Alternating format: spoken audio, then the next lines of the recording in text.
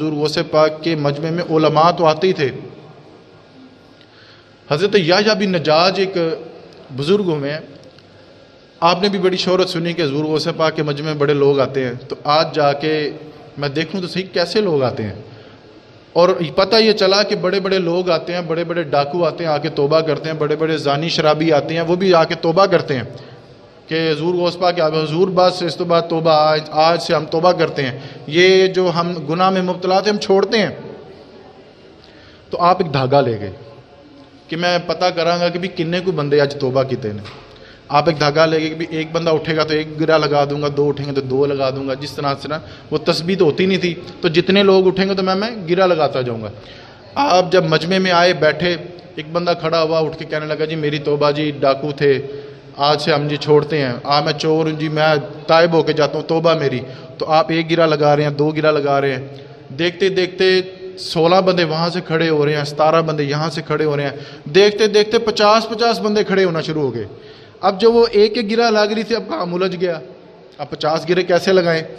کام الجھ گیا۔ جب یہ دیکھا، ویسے حیرت کی بات یہ ہے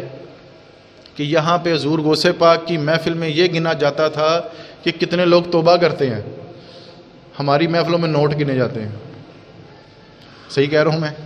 ہماری محفل میں نوٹ گنے جاتے ہیں، ویلوں کے نوٹ گنے جاتے ہیں، لیکن وہ حضور غوث پاک کی محفل تھی، وہاں پہ لوگوں کو یہ دیکھا جاتا تھا کہ کتنے لوگوں نے آج توبہ کی ہے، کتنے لوگ آج رائے راست پہ ہیں، کتنے لوگوں کی آج اصلاح ہوئی ہے۔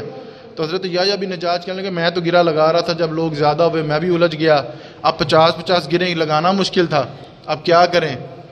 اتنے میں حضور غوث پاک کی نظر پڑ گئی، وہ جو دھاگا چھپایا ہوا تھا نا اندر چادر میں،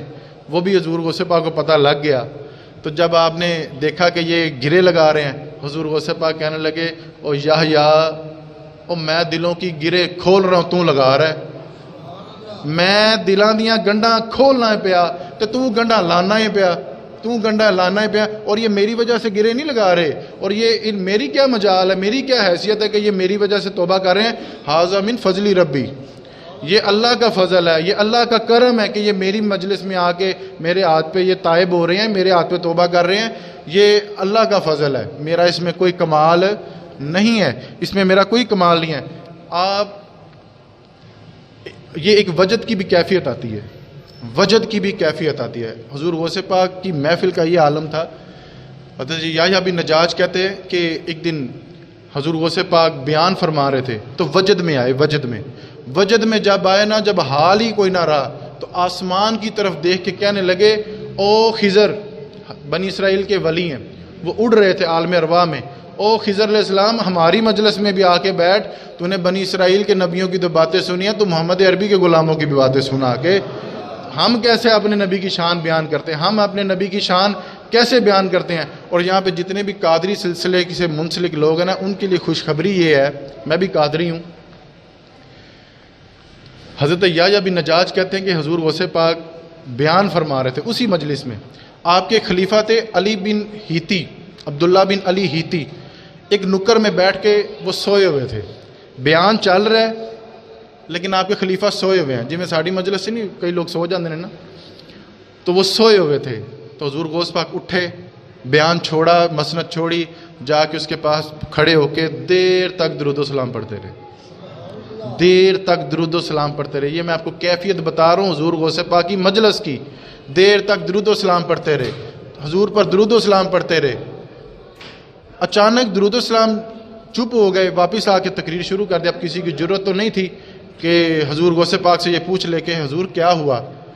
کسی کی ضرورت تو نہیں تھی۔ تو وہ عبداللہ بن علی ہیتی سے پوچھنے لگے وہ کیا ہوا تھا، کیا ہوا تھا کہ حضور غوث پاک آپ کے پاس آ کے اور وہ درود و سلام پڑھنے لگے۔ تو آپ کہنے لگے تم کوئی چھوٹے موٹے پیر کے ماننے والے نہیں تھے، میں اس پیر کے ماننے والا ہوں جس کی مجلس میں آنکھیں تو میری بند تھی لیکن میں دل کی آنکھوں سے جاگ رہا تھا۔ بیٹھے بیٹھے میں مدینہ شریف پہنچا، مدینہ شریف پہنچ کے میں نے حضور کے جلوے دیکھے، اور تم اس پیر کے ماننے والے ہو کہ میں تو آنکھیں بند کر کے جلوے دیکھ رہا تھا، حضور غوث پاک اپنی کھلی آنکھوں سے جلوے دیکھ رہے تھے،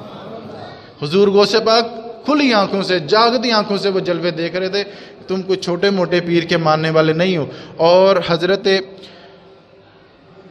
یحییٰ بن نجاج کہتے ہیں